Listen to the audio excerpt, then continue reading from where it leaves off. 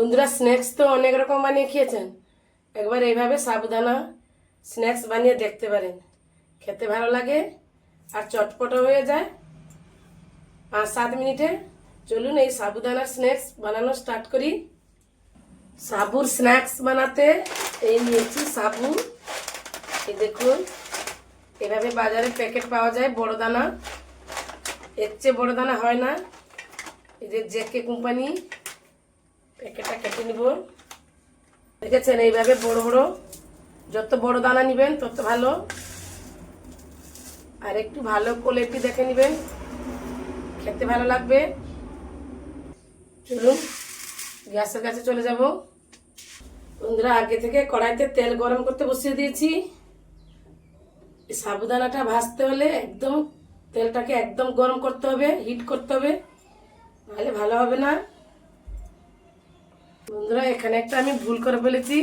সাবুদানাগুলো তো ধোয়া যাবে না, তার জন্য আমি একটা সুতির কাপড় দিয়ে মুছে নিয়েছি। দেখি তেল গরম হয়েছে কিনা। এই দেখুন, তেল গরম হয়ে গেছে। সাবু দেওয়ার সঙ্গে সঙ্গে ভেসে উঠেছে। সাবুটা এভাবে হাতের মুঠোয় নিয়ে নেবেন, দিয়ে অল্প অল্প করে এভাবে ছাড়বেন।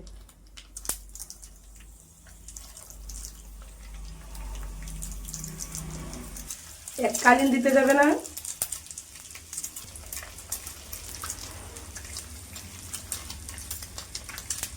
এবারে তেল গরম হয়ে গেছে, জানবেন কি করে? সাবু দেওয়ার সঙ্গে সঙ্গে যদি না ভেসে উঠে তাহলে বুঝবেন তেল গরম হয়নি। হয়ে গেছে, তুলে নিলাম। দেখেছেন কত বড় বড় হয়েছে ফুলে। আবারও দিয়ে দিব।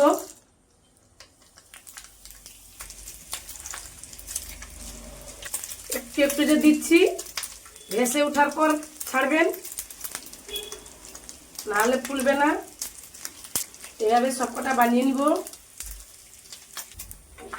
দেখুন, সবকটা ভেজে নিয়েছি। আওয়াজটা শুনেছেন কত মচমচে হয়েছে। কিছুটা মাখানা ভেজে নিব।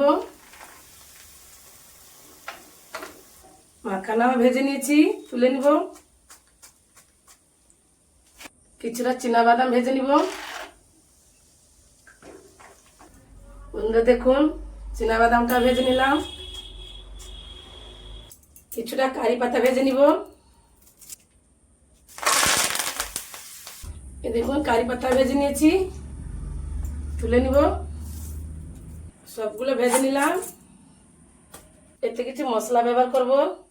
দিয়ে দেবো 1 চামচ চিনি গুঁড়ো, 1 চামচ বিট লবণ, 1 চামচ চাট মশলা।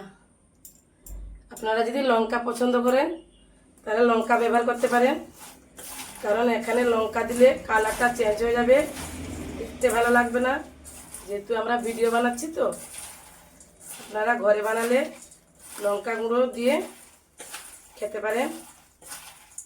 এই দেখুন কতটা মচমচে হয়েছে, হাতে গুঁড়ো হয়ে যাচ্ছে। বন্ধুরা, আমি এই মাখানা দিয়েছি। আপনাদের কাছে যদি মাখানা না থাকে কোনো ব্যাপার নেই, দেওয়া দরকার নেই।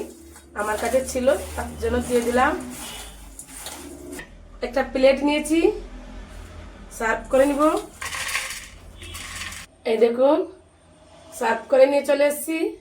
হয়ে গেল না সাবুদানার স্ন্যাক্স? কত চটপট, চায়ের সঙ্গে খেতে দারুণ। বৃষ্টি পড়ছে তো, খেতে ভালো লাগবে। বাড়িতে অবশ্যই ট্রাই করো কিন্তু। এইখানে আমি ভিডিওটা শেষ করছি। দেখা হবে নতুন কোনো ভিডিওতে।